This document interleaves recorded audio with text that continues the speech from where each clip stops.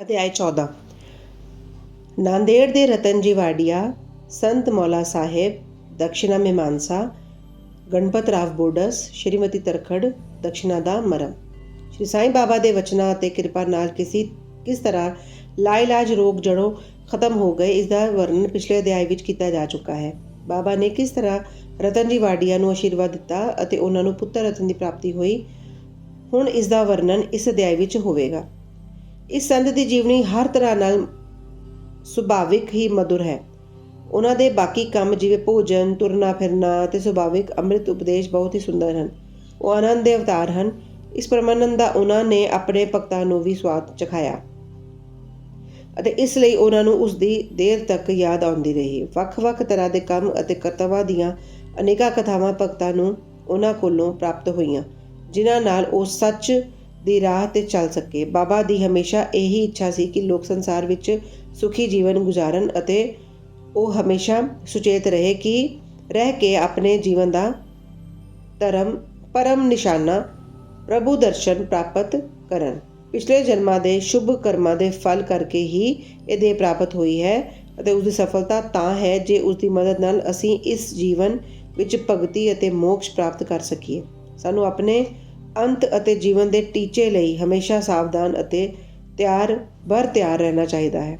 ਜੇ ਤੁਸੀਂ ਰੋਜ਼ ਸ਼੍ਰੀ ਸਾਈਂ ਦੀਆਂ ਲੀਲਾਵਾਂ ਦਾ ਸਰਵਨ ਕਰੋਗੇ ਤਾਂ ਉਹਨਾਂ ਦਾ ਹਰ ਵੇਲੇ ਦਰਸ਼ਨ ਹੁੰਦਾ ਰਹੇਗਾ। ਦਿਨ ਰਾਤ ਉਹਨਾਂ ਦਾ ਦਿਲ ਵਿੱਚ ਸਿਮਰਨ ਕਰਦੇ ਰਹੋ। ਇਸ ਤਰ੍ਹਾਂ ਆਚਰਣ ਕਰਨ ਨਾਲ ਮਨ ਦੀ ਚੰਚਲਤਾ ਛੇਤੀ ਹੀ ਨਸ਼ਟ ਹੋ ਜਾਵੇਗੀ। ਜੇ ਇਸ ਦਾ ਲਗਾਤਾਰ ਪਾਠ ਕੀਤਾ ਗਿਆ ਤਾਂ ਤੁਹਾਨੂੰ ਚਿੱਤ ਸਰੂਪ ਆਤਮਾ ਨਾਲ ਅਭਿੰਨਤਾ ਪ੍ਰਾਪਤ ਹੋ ਜਾਵੇਗੀ। ਨਾਂਦੇੜ ਦੇ ਰਤਨ ਜੀ। ਹੁਣ ਅਸੀਂ ਇਸ ਅਧਿਆਇ ਦੀ ਮੂਲ ਕਥਾ ਦਾ ਵਰਣਨ ਕਰਦੇ ਹਾਂ। ਨਾਂਦੇੜ ਨਿਜ਼ਾਮ ਰਿਆਸਤ ਵਿੱਚ ਰਤਨ ਜੀ ਸ਼ਾਹਪੁਰ ਜੀ ਵਾਡੀਆ ਨਾਂ ਦੇ ਇੱਕ ਮਸ਼ਹੂਰ ਵਪਾਰੀ ਰਹਿੰਦੇ ਸੀ। ਉਹਨਾਂ ਕੋਲ ਬੇਹਿਸਾਬ ਜਾਇਦਾਦ, ਖੇਤ, ਜ਼ਮੀਨਾਂ ਅਤੇ ਕਈ ਤਰ੍ਹਾਂ ਦੇ ਪਸ਼ੂ, ਘੋੜੇ, ਖੋਤੇ, ਖੱਚਰ ਆਦਿ ਅਤੇ ਕਈ ਗੱਡੀਆਂ ਵੀ ਸਨ। ਉਹ ਬਹੁਤ ਭਾਗਾਂ ਵਾਲੇ ਸੀ। ਭਾਵੇਂ ਬਾਹਰੋਂ ਦੇਖਣ ਨਾਲ ਉਹ ਬਹੁਤ ਸੁਖੀ ਅਤੇ ਸੰਤੁਸ਼ਟ ਲੱਗਦੇ ਸੀ, ਪਰ ਅਸਲ ਵਿੱਚ ਉਹ ਉਸ ਤਰ੍ਹਾਂ ਦੇ ਨਹੀਂ ਸੀ। ਵਿਧਾਤਾ ਦੀ ਰਚਨਾ ਕੁਝ ਇਸ ਤਰ੍ਹਾਂ ਦੀ ਅਜੀਬ ਹੈ ਕਿ ਇਸ ਤਰ੍ਹਾਂ ਸੰਸਾਰ ਵਿੱਚ ਕੋਈ ਵੀ ਪੂਰਾ ਸੁਖੀ ਨਹੀਂ ਅਤੇ ਧਨਾੜ ਰਤਨ ਜੀ ਵੀ ਇਸ ਦੇ ਅਲੱਗ ਨਹੀਂ ਸੀ। ਉਹ ਪਰਉਪਕਾਰੀ ਅਤੇ ਦਾਨੀ ਸਨ। ਉਹ ਗਰੀਬਾਂ ਨੂੰ ਭੋਜਨ ਅਤੇ ਕੱਪੜੇ ਵੰਡਦੇ ਅਤੇ ਸਾਰੇ ਲੋਕਾਂ ਦੀ ਤਰ੍ਹਾਂ ਕਈ ਤਰ੍ਹਾਂ ਨਾਲ ਮਦਦ ਕਰਦੇ ਸਨ। ਉਹਨਾਂ ਨੂੰ ਲੋਕ ਬਹੁਤ ਸੁਖੀ ਸਮਝਦੇ ਸੀ, ਪਰ ਬਹੁਤ ਦੇਰ ਤੱਕ ਔਲਾਦ ਨਾ ਹੋਣ ਕਰਕੇ ਉਹਨਾਂ ਦੇ ਦਿਲ ਵਿੱਚ ਦੁੱਖ ਸੀ। ਜਿਸ ਤਰ੍ਹਾਂ ਪ੍ਰੇਮ ਅਤੇ ਭਗਤੀ ਤੋਂ ਬਗੈਰ ਕੀਰਤਨ, ਸੁਰਾਂ ਤੋਂ ਬਗੈਰ ਸੰਗੀਤ, ਜਨੇਊ ਤੋਂ ਬਿਨਾਂ ਬ੍ਰਾਹਮਣ, ਦੁਨੀਆਦਾਰੀ ਦੇ ਬਿਨਾਂ ਗਿਆਨ ਤੋਂ ਬਿਨਾਂ ਕਲਾਕਾਰ, ਪਛਤਾਵੇ ਤੋਂ ਬਿਨਾਂ ਤੀਰਥ ਯਾਤਰਾ ਅਤੇ ਮੰਗਲ ਸੂਤਰ ਤੋਂ ਬਿਨਾਂ ਹਾਰ ਚੰਗੇ ਨਹੀਂ ਲੱਗਦੇ, ਉਸੇ ਤਰ੍ਹਾਂ ਔਲਾਦ ਤੋਂ ਬਿਨਾਂ ਗ੍ਰਸਥੀ ਦਾ ਘਰ ਵੀ ਸੁੰਨਾ ਰਹਿੰਦਾ ਹੈ। ਰਤਨ ਜੀ ਹਮੇਸ਼ਾ ਇਸ ਚਿੰਤਾ ਵਿੱਚ ਡੁੱਬੇ ਰਹਿੰਦੇ ਸੀ। ਉਹ ਮਨ ਹੀ ਮਨ ਕਹਿੰਦੇ ਕਿ ਈਸ਼ਵਰ ਦੀ ਮੇਰੇ 'ਤੇ ਕਦੇ ਵੀ ਦਇਆ ਨਹੀਂ ਹੋਏਗੀ, ਕਿ ਮੈਨੂੰ ਕਦੇ ਵੀ ਪੁੱਤਰ ਦੀ ਪ੍ਰਾਪਤੀ ਨਹੀਂ ਹੋਏਗੀ। ਇਸ ਲਈ ਉਹ ਹਰ ਵੇਲੇ ਉਦਾਸ ਰਹਿੰਦੇ। ਉਹਨਾਂ ਨੂੰ ਖਾਣ ਪੀਣ ਵਿੱਚ ਕੋਈ ਰੁਚੀ ਨਹੀਂ ਸੀ। ਪੁੱਤਰ ਦੀ ਪ੍ਰਾਪਤੀ ਕਦੋਂ ਹੋਏਗੀ, ਇਹ ਚਿੰਤਾ ਉਹਨਾਂ ਨੂੰ ਹਰ ਵੇਲੇ ਖਾਈ ਜਾਂਦੀ ਸੀ। ਉਹਨਾਂ ਦੀ ਦਾਸਗਨੂ ਮਹਾਰਾਜ 'ਤੇ ਪੱਕੀ ਸ਼ਰਧਾ ਸੀ। ਉਹਨਾਂ ਨੇ ਆਪਣਾ ਦਿਲ ਉਹਨਾਂ ਦੇ ਸਾਹਮਣੇ ਖੋਲ੍ਹ ਦਿੱਤਾ ਤਾਂ ਉਹਨਾਂ ਨੇ ਸ਼੍ਰੀ ਸਾਈਂ ਸਮਰੱਥ ਦੀ ਸ਼ਰਨ ਵਿੱਚ ਜਾਣ ਅਤੇ ਉਹਨਾਂ ਨੂੰ ਔਲਾਦ ਦੇ ਲਈ ਬੇਨਤੀ ਕਰਨ ਦੀ ਸਲਾਹ ਦਿੱਤੀ। ਰਤਨ ਜੀ ਨੂੰ ਇਹ ਵਿਚਾਰ ਚੰਗਾ ਲੱਗਾ ਅਤੇ ਉਹਨਾਂ ਨੇ ਸ਼ਿਰਡੀ ਜਾਣ ਦਾ ਫੈਸਲਾ ਕੀਤਾ। ਕੁਝ ਦਿਨ ਬਾਅਦ ਉਹ ਸ਼ਿਰਡੀ ਆਏ ਅਤੇ ਬਾਬਾ ਦੇ ਦਰਸ਼ਨ ਕਰਕੇ ਉਹਨਾਂ ਦੇ ਚਰਨਾਂ 'ਤੇ ਡਿੱਗੇ। ਉਹਨਾਂ ਨੇ ਇੱਕ ਸੁੰਦਰ ਹਾਰ ਬਾਬਾ ਨੂੰ ਪਾ ਕੇ ਬਹੁਤ ਸਾਰੇ ਫਲ ਫੁੱਲ ਭੇਟ ਕੀਤੇ। ਉਸ ਤੋਂ ਬਾਅਦ ਬਹੁਤ ਆਦਰ ਨਾਲ ਬਾਬਾ ਦੇ ਕੋਲ ਬੈਠ ਕੇ ਇਸ ਤਰ੍ਹਾਂ ਬੇਨਤੀ ਕਰਨ ਲੱਗੇ, ਅਨੇਕਾਂ ਦੁਖੀ ਲੋਕ ਤੁਹਾਡੇ ਕੋਲ ਆਉਂਦੇ ਹਨ ਅਤੇ ਤੁਸੀਂ ਉਹਨਾਂ ਦੇ ਦੁੱਖ ਦੂਰ ਕਰਦੇ ਹੋ। ਇਹ ਕੀਰਤੀ ਸੁਣ ਕੇ ਹੀ ਮੈਂ ਵੀ ਬੜੀ ਆਸ ਲੈ ਕੇ ਤੁਹਾਡੇ ਸ਼੍ਰੀ ਚਰਨਾਂ ਵਿੱਚ ਆਇਆ ਹਾਂ। ਮੈਨੂੰ ਨਾ ਉਮੀਦ ਨਾ ਕਰਨਾ। ਸ਼੍ਰੀ ਸਾਈਂ ਬਾਬਾ ਨੇ ਉਹਨਾਂ ਕੋਲੋਂ 5 ਰੁਪਏ ਦਕਸ਼ਨਾ ਮੰਗੀ, ਜਿਹੜੀ ਉਹ ਦੇਣ ਹੀ ਲੱਗੇ ਸੀ, ਪਰ ਬਾਬਾ ਨੇ ਫਿਰ ਕਿਹਾ, ਮੈਨੂੰ ਤੁਹਾਡੇ ਕੋਲੋਂ 3 ਰੁਪਏ 14 ਆਨੇ ਪਹਿਲੇ ਹੀ ਮਿਲ ਚੁੱਕੇ ਹਨ, ਇਸ ਲਈ ਸਿਰਫ ਬਾਕੀ ਦੇ ਪੈਸੇ ਦਿਓ। ਇਹ ਸੁਣ ਕੇ ਰਤਨ ਜੀ ਸੋਚਣ ਲੱਗੇ ਕਿ ਬਾਬਾ ਦੀ ਇਸ ਗੱਲ ਦਾ ਮਤਲਬ ਕੀ ਹੈ। ਉਹਨਾਂ ਦੀ ਸਮਝ ਵਿੱਚ ਨਹੀਂ ਆਇਆ। ਉਹ ਸੋਚਣ ਲੱਗੇ ਕਿ ਇਹ ਸ਼ਿਰਡੀ ਆਉਣ ਦਾ ਮੇਰਾ ਪਹਿਲਾ ਮੌਕਾ ਹੈ ਅਤੇ ਇਹ ਬੜੀ ਹੈਰਾਨੀ ਦੀ ਗੱਲ ਹੈ ਕਿ ਇਹਨਾਂ ਨੂੰ 3 ਰੁਪਏ 14 ਆਨੇ ਪਹਿਲਾਂ ਹੀ ਮਿਲ ਚੁੱਕੇ ਹਨ। ਉਹ ਇਹ ਬੁਝਾਰਤ ਦਾ ਹੱਲ ਨਾ ਕਰ ਸਕੇ। ਉਹ ਬਾਬਾ ਦੇ ਚਰਨਾਂ ਕੋਲ ਹੀ ਬੈਠੇ ਰਹੇ ਅਤੇ ਉਹਨਾਂ ਨੂੰ ਬਾਕੀ ਦਕਸ਼ਿਨਾ ਅਰਪਣ ਕਰ ਦਿੱਤੀ। ਉਹਨਾਂ ਨੇ ਆਪਣੇ ਆਉਣ ਦਾ ਮੰਤਵ ਦੱਸਿਆ ਅਤੇ ਪੁੱਤਰ ਪ੍ਰਾਪਤੀ ਦੀ ਬੇਨਤੀ ਕੀਤੀ। ਬਾਬਾ ਨੂੰ ਤਰਸ ਆ ਗਿਆ। ਉਹ ਬੋਲੇ, ਚਿੰਤਾ ਛੱਡ ਦਿਓ, ਹੁਣ ਤੁਹਾਡੇ ਬੁਰੇ ਦਿਨ ਖਤਮ ਹੋ ਗਏ ਹਨ। ਇਸ ਦੇ ਬਾਅਦ ਬਾਬਾ ਨੇ ਉਦੀ ਦੇ ਕੇ ਆਪਣਾ ਮਿਹਰ ਭਰਿਆ ਹੱਥ ਉਹਨਾਂ ਦੇ ਸਿਰ ਦੇ ਉੱਪਰ ਰੱਖਿਆ ਤੇ ਕਿਹਾ, ਅੱਲਾ ਤੁਹਾਡੀ ਇੱਛਾ ਪੂਰੀ ਕਰੇਗਾ। ਬਾਬਾ ਦੀ ਆਗਿਆ ਲੈ ਕੇ ਰਤਨਜੀਤ ਨਾਂਦੇੜ ਵਾਪਸ ਆਏ ਅਤੇ ਸ਼ਿਰਡੀ ਵਿੱਚ ਜੋ ਕੁਝ ਹੋਇਆ ਉਹ ਦਾਸਗਨੂ ਨੂੰ ਦੱਸਿਆ। ਰਤਨ ਜੀ ਨੇ ਕਿਹਾ, ਸਭ ਕੁਝ ਠੀਕ ਹੀ ਰਿਹਾ। ਬਾਬਾ ਨੇ ਸਭ ਸ਼ੁਭ ਦਰਸ਼ਨ ਵੀ ਹੋ ਗਏ, ਉਹਨਾਂ ਦਾ ਆਸ਼ੀਰਵਾਦ ਅਤੇ ਪ੍ਰਸਾਦ ਵੀ ਮਿਲਿਆ। ਪਰ ਉੱਥੋਂ ਇੱਕ ਗੱਲ ਮੈਨੂੰ ਸਮਝ ਨਹੀਂ ਆਈ। ਉੱਥੇ ਬਾਬਾ ਨੇ ਕਿਹਾ ਕਿ ਮੈਨੂੰ 3 ਰੁਪਏ 14 ਆਨੇ ਪਹਿਲਾਂ ਹੀ ਮਿਲ ਚੁੱਕੇ ਹਨ। ਕਿਰਪਾ ਕਰਕੇ ਉਹ ਸਮਝਾਓ ਕਿ ਇਸ ਦਾ ਕੀ ਮਤਲਬ ਹੈ। ਇਸ ਤੋਂ ਪਹਿਲਾਂ ਮੈਂ ਸ਼ਿਰਡੀ ਕਦੀ ਵੀ ਨਹੀਂ ਗਿਆ। ਫਿਰ ਬਾਬਾ ਨੂੰ ਉਹ ਪੈਸੇ ਕਿਸ ਤਰ੍ਹਾਂ ਮਿਲ ਗਏ? ਜਿਸ ਤਰ੍ਹਾਂ ਉਹਨਾਂ ਨੇ ਦੱਸਿਆ ਹੈ, ਦਾਸਗਨੂ ਦੇ ਲਈ ਵੀ ਇਹ ਇੱਕ ਬੁਝਾਰਤ ਹੀ ਸੀ। ਬਹੁਤ ਦਿਨਾਂ ਤੱਕ ਉਹ ਇਸ ਬਾਰੇ ਸੋਚਦੇ ਰਹੇ। ਕਈ ਦਿਨਾਂ ਮਗਰੋਂ ਉਹਨਾਂ ਨੂੰ ਯਾਦ ਆਇਆ ਕਿ ਕੁਝ ਦਿਨ ਪਹਿਲਾਂ ਰਤਨ ਜੀ ਨੇ ਇੱਕ ਯਵਨ ਸੰਤ ਮੌਲਾ ਸਾਹਿਬ ਨੂੰ ਆਪਣੇ ਘਰ ਬੁਲਾਇਆ ਸੀ ਅਤੇ ਉਹਨਾਂ ਦੀ ਖਾਤਰਦਾਰੀ ਵਿੱਚ ਉਹਨਾਂ ਨੇ ਕੁਝ ਪੈਸੇ ਖਰਚ ਕੀਤੇ ਸੀ। ਮੌਲਾ ਸਾਹਿਬ ਨਾਂਦੇੜ ਦੇ ਮਸ਼ਹੂਰ ਸੰਤ ਸੀ। ਉਹ ਕੁਲੀ ਦਾ ਕੰਮ ਕਰਦੇ ਸੀ। ਜਦੋਂ ਰਤਨ ਜੀ ਨੇ ਸ਼ਿਰਡੀ ਜਾਣ ਦਾ ਫੈਸਲਾ ਕੀਤਾ, ਉਸ ਤੋਂ ਕੁਝ ਦਿਨ ਪਹਿਲਾਂ ਹੀ ਮੌਲਾ ਸਾਹਿਬ ਅਚਾਨਕ ਹੀ ਰਤਨ ਜੀ ਦੇ ਘਰ ਆਏ। ਰਤਨ ਜੀ ਨੇ ਉਹਨਾਂ ਨੂੰ ਚੰਗੀ ਤਰ੍ਹਾਂ ਜਾਣਦੇ ਸੀ ਅਤੇ ਉਹਨਾਂ ਨਾਲ ਪਿਆਰ ਕਰਦੇ ਸੀ। ਇਸ ਤਰ੍ਹਾਂ ਉਹਨਾਂ ਨੇ ਆਦਰ ਵਿੱਚ ਉਹਨਾਂ ਨੂੰ ਇੱਕ ਛੋਟੇ ਜਿਹੇ ਚਾਹ ਪਾਣੀ ਦੀ ਵਿਵਸਥਾ ਕੀਤੀ।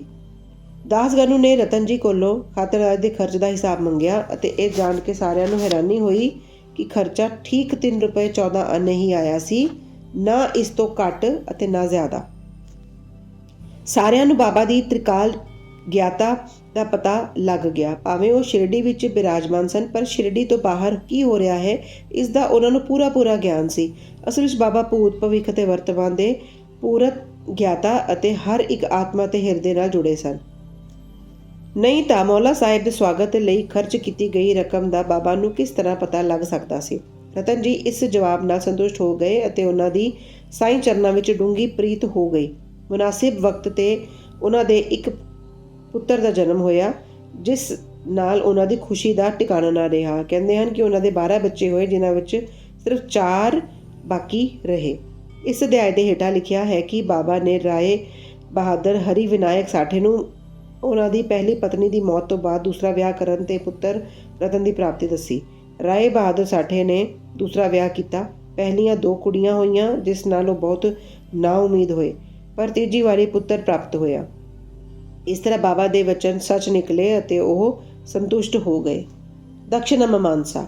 ਦਕਸ਼ਨਾ ਦੇ ਬਾਰੇ ਕੁਝ ਹੋਰ ਗੱਲਾਂ ਦਾ ਵਿਚਾਰ ਕਰਕੇ ਇਹ ਅਧਿਆਇ ਖਤਮ ਕਰਾਂਗੇ। ਇਹ ਤਾਂ ਸਭ ਨੂੰ ਪਤਾ ਹੈ ਕਿ ਜਿਹੜੇ ਲੋਕ ਬਾਬਾ ਦੇ ਦਰਸ਼ਨ ਕਰਨ ਆਉਂਦੇ ਸੀ, ਉਹਨਾਂ ਕੋਲੋਂ ਬਾਬਾ ਦਕਸ਼ਨਾ ਲੈਂਦੇ ਸੀ। ਇੱਥੇ ਕਿਸੇ ਨੂੰ ਕੋਈ ਵੀ ਸ਼ੱਕ ਪੈਦਾ ਹੋ ਸਕਦਾ ਹੈ ਕਿ ਜਦੋਂ ਬਾਬਾ ਫਕੀਰ ਅਤੇ ਪੂਰਨ ਉਦਾਸੀਨ ਸਨ, ਤਾਂ ਕੀ ਉਹਨਾਂ ਨੂੰ ਦਾ ਇਸ ਤਰ੍ਹਾਂ ਦਕਸ਼ਨਾ ਲੈਣਾ ਅਤੇ ਧਨ ਨੂੰ ਮਹੱਤਵ ਦੇਣਾ ਠੀਕ ਸੀ? ਹੁਣ ਅਸੀਂ ਇਸ ਸਵਾਲ ਦੇ ਵਿਸਤਾਰ ਨਾਲ ਵਿਚਾਰ ਕਰਾਂਗੇ। ਬਹੁਤ ਦੇਰ ਤੱਕ ਬਾਬਾ ਭਗਤਾਂ ਕੋਲੋਂ ਕੁਝ ਵੀ ਸਵੀਕਾਰ ਨਹੀਂ ਕਰਦੇ ਸੀ। ਉਹ ਬਲੀਆਂ ਹੋਈਆਂ ਮਾਚਸ ਦੀਆਂ ਤੀਲੀਆਂ ਇਕੱਠੀਆਂ ਕਰਕੇ ਆਪਣੀ ਜੇਬ ਵਿੱਚ ਭਰ ਲੈਂਦੇ ਸੀ। ਭਾਵੇਂ ਭਗਤ ਹੋਵੇ ਜਾਂ ਹੋਰ ਕੋਈ, ਉਹ ਕਦੀ ਕਿਸੇ ਕੋਲੋਂ ਕੁਝ ਵੀ ਨਹੀਂ ਮੰਗਦੇ ਸੀ। ਜੇ ਕਿਸੇ ਨੇ ਉਹਨਾਂ ਦੇ ਸਾਹਮਣੇ ਕੋਈ ਪੈਸਾ ਰੱਖ ਦਿੱਤਾ ਤਾਂ ਉਹ ਉਸ ਨੂੰ ਸਵੀਕਾਰ ਕਰਕੇ ਉਸ ਨਾਲ ਤੰਬਾਕੂ ਅਤੇ ਤੇਲ ਆਦਿ ਖਰੀਦ ਲੈਂਦੇ। ਉਹ ਆਮ ਬੀੜੀ ਜਾਂ ਚਿਲਮ ਪੀਂਦੇ ਸੀ। ਕੁਝ ਲੋਕਾਂ ਨੇ ਸੋਚਿਆ ਕਿ ਬਿਨਾਂ ਕੁਝ ਭੇਟ ਕੀਤੇ ਸੰਤਾਂ ਦਾ ਦਰਸ਼ਨ ਕਰਨਾ ਠੀਕ ਨਹੀਂ ਹੈ, ਇਸ ਲਈ ਉਹ ਬਾਬਾ ਦੇ ਅੱਗੇ ਪੈਸੇ ਰੱਖਣ ਲੱਗ ਗਏ। ਜੇ 1 ਪੈਸਾ ਹੁੰਦਾ ਤਾਂ ਉਹ ਉਸ ਨੂੰ ਜੇਬ ਵਿੱਚ ਰੱਖ ਲੈਂਦੇ। ਜੇ 2 ਪੈਸੇ ਹੁੰਦੇ ਤਾਂ ਫਟਾਫਟ ਉਸ ਵਿੱਚੋਂ 1 ਪੈਸਾ ਵਾਪਸ ਕਰ ਦਿੰਦੇ ਸੀ। ਜਦੋਂ ਬਾਬਾ ਦੀ ਕੀਰਤੀ ਦੂਰ ਤੱਕ ਫੈਲ ਗਈ ਅਤੇ ਲੋਕਾਂ ਦੇ ਝੁੰਡਾਂ ਦੇ ਝੁੰਡ ਬਾਬਾ ਦੇ ਦਰਸ਼ਨਾਂ ਨੂੰ ਆਉਣ ਲੱਗ ਪਏ, ਤਾਂ ਬਾਬਾ ਨੇ ਉਹਨਾਂ ਕੋਲੋਂ ਦਕਸ਼ਨਾ ਲੈਣੀ ਸ਼ੁਰੂ ਕਰ ਦਿੱਤੀ। ਸ਼ਰੂਤੀ ਕਹਿੰਦੀ ਹੈ ਕਿ ਸੋਨੇ ਦੀਆਂ ਮੋਹਰਾਂ ਨਾ ਹੋਣ ਤੇ ਭਗਵਤ ਪੂਜਨ ਵੀ ਅਧੂਰਾ ਹੈ। ਇਸ ਲਈ ਜਦੋਂ ਈਸ਼ਵਰ ਦੀ ਪੂਜਾ ਵਿੱਚ ਮੋਹਰਾਂ ਜ਼ਰੂਰੀ ਹਨ, ਤਾਂ ਫਿਰ ਸੰਤਾਂ ਦੀ ਪੂਜਾ ਵਿੱਚ ਕਿਉਂ ਨਹੀਂ? ਇਸ ਲਈ ਸ਼ਾਸਤਰਾਂ ਵਿੱਚ ਕਿਹਾ ਗਿਆ ਕਿ ਈਸ਼ਵਰ, ਰਾਜਾ, ਸੰਤ ਅਤੇ ਗੁਰੂ ਦੇ ਦਰਸ਼ਨ ਆਪਣੀ ਯੋਗਤਾ ਦੇ ਅਨੁਸਾਰ ਬਿਨਾਂ ਕੁਝ ਅਰਪਣ ਕੀਤੇ ਕਦੀ ਨਹੀਂ ਕਰਨੀ ਚਾਹੀਦੀ। ਉਹਨਾਂ ਨੂੰ ਕੀ ਭੇਟ ਦਿੱਤੀ ਜਾਵੇ, ਜ਼ਿਆਦਾ ਕਰਕੇ ਮੋਹਰਾਂ ਜਾਂ ਧਨ? ਇਸ ਬਾਰੇ ਵਿੱਚ ਉਪਨਿਸ਼ਦਾਂ ਵਿੱਚ ਵਰਣਨ ਅਸੂਲਾਂ ਦੀ ਜਾਂਚ ਪੜਤਾਲ ਕਰੋ। ਬ੍ਰਿਹਦਾਰਣਯਕ ਉਪਨਿਸ਼ਦ ਵਿੱਚ ਦੱਸਿਆ ਗਿਆ ਹੈ ਕਿ ਦਕਸ਼ ਪ੍ਰਜਾਪਤੀ ਨੇ ਦੇਵਤਾ, ਮਨੁੱਖ ਅਤੇ ਰਾਖਸ਼ਾਂ ਨੂੰ ਸਾਹਮਣੇ ਇੱਕ ਅੱਖਰ ਦ ਦਾ ਉਚਾਰਨ ਕੀਤਾ। ਦੇਵਤਿਆਂ ਇਸ ਦਾ ਮਤਲਬ ਲਗਾਇਆ ਕਿ ਉਹਨਾਂ ਨੂੰ ਧੰਮ ਭਾਵ ਆਪਣੇ ਤੇ ਕਾਬੂ ਦਾ ਅਭਿਆਸ ਕਰਨਾ ਚਾਹੀਦਾ ਹੈ। ਮਨੁੱਖਾਂ ਨੇ ਸਮਝਿਆ ਕਿ ਉਹਨਾਂ ਨੂੰ ਦਾਨ ਦਾ ਅਭਿਆਸ ਕਰਨਾ ਚਾਹੀਦਾ ਅਤੇ ਰਾਖਸ਼ਾਂ ਨੇ ਸੋਚਿਆ ਕਿ ਸਾਨੂੰ ਦਇਆ ਦਾ ਅਭਿਆਸ ਕਰਨਾ ਚਾਹੀਦਾ ਹੈ। ਮਨੁੱਖਾਂ ਨੂੰ ਦਾਨ ਦੀ ਸਲਾਹ ਦਿੱਤੀ ਗਈ। ਤੈਤਰੀਆ ਉਪਨਿਸ਼ਦ ਵਿੱਚ ਦਾਨ ਅਤੇ ਹੋਰ 7 ਗੁਣਾਂ ਨੂੰ ਅਭਿਆਸ ਵਿੱਚ ਲਿਆਉਣ ਦੀ ਗੱਲ ਕਹੀ ਗਈ ਸੀ। ਦਾਨ ਦੇ ਬਾਰੇ ਵਿੱਚ ਲਿਖਿਆ ਹੈ, ਪੂਰੇ ਭਰੋਸੇ ਨਾਲ ਦਾਨ ਕਰੋ, ਉਸ ਤੋਂ ਬਿਨਾਂ ਦਾਨ ਬੇਕਾਰ ਹੈ। ਖੁੱਲ੍ਹੇ ਦਿਲ ਅਤੇ ਨਿਮਰ ਬਣ ਕੇ ਦਾਨ ਅਤੇ ਹਮਦਰਦੀ ਨਾਲ ਦਾਨ ਕਰੋ। ਭਗਤਾਂ ਨੂੰ ਧਨ ਦੇ ਤਿਆਗ ਦਾ ਪਾਠ ਪੜ੍ਹਾਉਣ ਅਤੇ ਉਹਨਾਂ ਦਾ ਮੋਹ ਦੂਰ ਕਰਨ ਲਈ ਅਤੇ ਚਿੱਤ ਸ਼ੁੱਧ ਕਰਾਉਣ ਲਈ ਹੀ ਬਾਬਾ ਸਾਰਿਆਂ ਕੋਲੋਂ ਦਕਸ਼ਨਾ ਲਿਆ ਕਰਦੇ ਸੀ। ਪਰ ਉਹਨਾਂ ਦੀ ਇੱਕ ਖਾਸੀਅਤ ਵੀ ਸੀ। ਬਾਬਾ ਕਹਿੰਦੇ ਸੀ ਕਿ ਜੇ ਕੁਝ ਵੀ ਮੈਂ ਸਵੀਕਾਰ ਕਰਦਾ ਹਾਂ, ਮੈਨੂੰ ਉਸ ਤੋਂ 100 ਗੁਣਾ ਜ਼ਿਆਦਾ ਵਾਪਸ ਕਰਨਾ ਪੈਂਦਾ ਹੈ। ਇਸ ਦੇ ਅਨੇਕੋ ਸਬੂਤ ਹਨ। ਪਹਿਲੀ ਇੱਕ ਘਟਨਾ। ਸ਼੍ਰੀ ਗਣਪਤ ਰਾਵ ਬੋਡਸ ਮਸ਼ਹੂਰ ਕਲਾਕਾਰ ਆਪਣੀ ਆਤਮ ਕਥਾ ਵਿੱਚ ਲਿਖਦੇ ਹਨ ਕਿ ਬਾਬਾ ਦੇ ਬਾਰ-ਬਾਰ ਕਹਿਣ 'ਤੇ ਉਹਨਾਂ ਨੇ ਆਪਣੀ ਰੁਪਇਆਂ ਦੀ ਥੈਲੀ ਉਹਨਾਂ ਦੇ ਸਾਹਮਣੇ ਢੇਰੀ ਕਰ ਦਿੱਤੀ। ਸ਼੍ਰੀ ਬੋਡਸ ਲਿਖਦੇ ਹਨ ਕਿ ਇਸ ਦਾ ਨਤੀਜਾ ਇਹ ਹੋਇਆ ਕਿ ਜ਼ਿੰਦਗੀ ਭਰ ਉਹਨਾਂ ਨੂੰ ਕਦੀ ਵੀ ਧਨ ਦੀ ਘਾਟ ਮਹਿਸੂਸ ਨਹੀਂ ਹੋਈ ਅਤੇ ਉਹਨਾਂ ਨੂੰ ਫਾਇਦਾ ਹੀ ਫਾਇਦਾ ਹੁੰਦਾ ਗਿਆ। ਇਸ ਦਾ ਇੱਕ ਅਲੱਗ ਮਤਲਬ ਵੀ ਹੈ। ਅਨੇਕਾਂ ਵਾਰੀ ਬਾਬਾ ਨੇ ਕਿਸੇ ਤਰ੍ਹਾਂ ਦੀ ਦਕਸ਼ਿਨਾ ਸਵੀਕਾਰ ਵੀ ਨਹੀਂ ਕੀਤੀ। ਇਸ ਦੇ 2 ਉਦਾਹਰਨ ਹਨ। ਬਾਬਾ ਨੇ ਪ੍ਰੋਫੈਸਰ C.K. ਨਾਰਕੇ ਕੋਲੋਂ 15 ਰੁਪਏ ਦਕਸ਼ਨਾ ਮੰਗੀ। ਅੱਗੋਂ ਉਹ ਬੋਲੇ ਕਿ ਮੇਰੇ ਕੋਲ ਤਾਂ 1 ਪਾਈ ਨਹੀਂ ਹੈ। ਤਾਂ ਬਾਬਾ ਨੇ ਕਿਹਾ ਕਿ ਮੈਂ ਜਾਣਦਾ ਤੁਹਾਡੇ ਕੋਲ ਕੋਈ ਧਨ ਨਹੀਂ ਹੈ, ਪਰ ਤੁਸੀਂ ਯੋਗ ਵਸ਼ਿਸ਼ਟ ਦਾ ਪਾਠ ਕਰਦੇ ਹੋ, ਉਸ ਵਿੱਚੋਂ ਹੀ ਦਕਸ਼ਨਾ ਦੇ ਦਿਓ। ਇੱਥੇ ਦਕਸ਼ਨਾ ਦਾ ਮਤਲਬ ਹੈ ਕਿਤਾਬ ਵਿੱਚੋਂ ਸਿੱਖਿਆ ਲੈ ਕੇ ਦਿਲ ਵਿੱਚ ਰੱਖਣਾ, ਜਿਹੜਾ ਕਿ ਬਾਬਾ ਦਾ ਘਰ ਹੈ। ਦੂਜਾ, ਇੱਕ ਦੂਸਰੀ ਘਟਨਾ ਵਿੱਚ ਉਹਨਾਂ ਨੇ ਇੱਕ ਔਰਤ ਸ਼੍ਰੀਮਤੀ ਆਰ.ਏ. ਤਰਖੜ ਵੱਲੋਂ 6 ਰੁਪਏ ਦਕਸ਼ਨਾ ਮੰਗੀ। ਔਰਤ ਬਹੁਤ ਦੁਖੀ ਹੋਈ ਕਿਉਂਕਿ ਉਸ ਕੋਲ ਤਾਂ ਪੈਸੇ ਹੈਗੇ ਹੀ ਨਹੀਂ ਸੀ। ਉਸਦੇ ਪਤੀ ਨੇ ਉਸ ਨੂੰ ਸਮਝਾਇਆ ਕਿ ਬਾਬਾ ਦਾ ਮਤਲਬ ਤਾਂ ਛੱਡ ਰਿਪੂਆਂ ਤੋਂ ਹੈ, ਜਿਸ ਨੂੰ ਬਾਬਾ ਨੇ ਦੇਣਾ ਚਾਹੀਦਾ ਹੈ। ਬਾਬਾ ਇਸ ਨਾਲ ਰਾਜ਼ੀ ਹੋ ਗਏ। ਇਹ ਧਿਆਨ ਦੇਣ ਯੋਗ ਹੈ ਕਿ ਬਾਬਾ ਦੇ ਕੋਲ ਦਕਸ਼ਨਾ ਵਿੱਚ ਬਹੁਤ ਸਾਰਾ ਧਨ ਇਕੱਠਾ ਹੋ ਜਾਂਦਾ। ਸਾਰਾ ਧਨ ਉਹ ਉਸੇ ਦਿਨ ਖਰਚ ਕਰ ਦਿੰਦੇ ਅਤੇ ਦੂਸਰੇ ਦਿਨ ਫਿਰ ਹਮੇਸ਼ਾ ਵਾਂਗ ਗਰੀਬ ਬਣ ਜਾਂਦੇ ਸੀ। ਜਦੋਂ ਉਹਨਾਂ ਨੇ ਮਹਾਸਮਾਧੀ ਲਈ ਤਾਂ 10 ਸਾਲ ਤੱਕ ਹਜ਼ਾਰਾਂ ਰੁਪਏ ਦਕਸ਼ਨਾ ਵਿੱਚ ਮਿਲਣ 'ਤੇ ਵੀ ਉਹਨਾਂ ਕੋਲ ਕੋਈ ਜ਼ਿਆਦਾ ਰਾਸ਼ੀ ਬਾਕੀ ਨਹੀਂ ਸੀ। ਸੰਖੇਪ ਵਿੱਚ ਦਕਸ਼ਨਾ ਲੈਣ ਦਾ ਮੁੱਖ ਮਨੋਰਥ ਤਾਂ ਭਗਤਾਂ ਨੂੰ ਸਿਰਫ ਸ਼ੁੱਧੀਕਰਨ ਦਾ ਪਾਠ ਸਿਖਾਉਣਾ ਹੀ ਸੀ। ਦਕਸ਼ਨਾ ਦਾ ਮਰਮ। ਠਾਣੇ ਦੇ ਸ਼੍ਰੀ ਬੀਵੀ ਦੇਵ ਸੇਵਾ ਮੁਕਤ ਪ੍ਰਾਂਤ ਮਾਮਲੇਦਾਰ, ਜਿਹੜੇ ਬਾਬਾ ਦੇ ਪਰਮ ਭਗਤ ਸੀ, ਨੇ ਇਸ ਵਿਸ਼ੇ 'ਤੇ ਇੱਕ ਲੇਖ ਸਾਈਂ ਲੀਲਾ ਮੈਗਜ਼ੀਨ ਭਾਗ 7 ਸਫਾ 623 ਹੋਰ ਵਿਸ਼ਿਆਂ ਨਾਲ ਛਪਵਾਇਆ ਹੈ, ਜਿਹੜਾ ਇਸ ਤਰ੍ਹਾਂ ਹੈ। ਬਾਬਾ ਹਰੇਕ ਕੋਲੋਂ ਦਕਸ਼ਨਾ ਨਹੀਂ ਲੈਂਦੇ ਸੀ। ਜੇ ਬਾਬਾ ਦੇ ਬਿਨਾਂ ਮੰਗੇ ਅਸੀਂ ਕੋਈ ਵੀ ਦਕਸ਼ਨਾ ਭੇਟ ਕੀਤੀ ਤਾਂ ਉਹ ਕਦੀ ਵੀ ਸਵੀਕਾਰ ਕਰ ਲੈਂਦੇ ਸੀ ਅਤੇ ਕਦੀ ਵਾਪਸ ਵੀ ਕਰ ਦਿੰਦੇ ਸੀ। ਉਹ ਸਿਰਫ ਭਗਤਾਂ ਕੋਲੋਂ ਹੀ ਕੁਝ ਮੰਗਦੇ ਸੀ। ਉਹਨਾਂ ਲੋਕਾਂ ਕੋਲੋਂ ਕਦੇ ਵੀ ਕੁਝ ਨਹੀਂ ਮੰਗਿਆ ਜਿਹੜੇ ਸੋਚਦੇ ਸੀ ਕਿ ਬਾਬਾ ਦੇ ਮੰਗਣ 'ਤੇ ਹੀ ਦਿਆਂਗੇ। ਜੇ ਕਿਸੇ ਨੇ ਉਹਨਾਂ ਦੀ ਮਰਜ਼ੀ ਤੋਂ ਬਗੈਰ ਦਕਸ਼ਨਾ ਦੇ ਦਿੱਤੀ ਤਾਂ ਉਹ ਉਸ ਨੂੰ ਚੁੱਕਣ ਲਈ ਕਹਿ ਦਿੰਦੇ ਸੀ। ਔਰਤ ਅਤੇ ਬੱਚਿਆਂ ਕੋਲੋਂ ਵੀ ਉਹ ਦਕਸ਼ਨਾ ਲੈ ਲੈਂਦੇ ਸੀ। ਉਹਨਾਂ ਨੇ ਸਾਰੇ ਅਮੀਰਾਂ ਅਤੇ ਗਰੀਬਾਂ ਕੋਲੋਂ ਕਦੀ ਦਕਸ਼ਨਾ ਨਹੀਂ ਮੰਗੀ। ਬਾਬਾ ਨੇ ਮੰਗਣ 'ਤੇ ਵੀ ਜਿਨ੍ਹਾਂ ਨੇ ਦਕਸ਼ਨਾ ਨਹੀਂ ਦਿੱਤੀ ਉਹਨਾਂ ਨਾਲ ਵੀ ਬਾਬਾ ਕਦੀ ਗੁੱਸੇ ਨਹੀਂ ਹੋਏ। ਜੇ ਕਿਸੇ ਦੋਸਤ ਵੱਲੋਂ ਉਹਨਾਂ ਨੇ ਦਕਸ਼ਨਾ ਭੇਜੀ ਗਈ ਹੁੰਦੀ ਔਰ ਉਸ ਦਾ ਚੇਤਾ ਨਾ ਰਹਿੰਦਾ ਤਾਂ ਬਾਬਾ ਕਿਸੇ ਨਾ ਕਿਸੇ ਤਰ੍ਹਾਂ ਉਸ ਨੂੰ ਯਾਦ ਕਰਾ ਕੇ ਉਹ ਦਕਸ਼ਨਾ ਲੈ ਲੈਂਦੇ ਸੀ।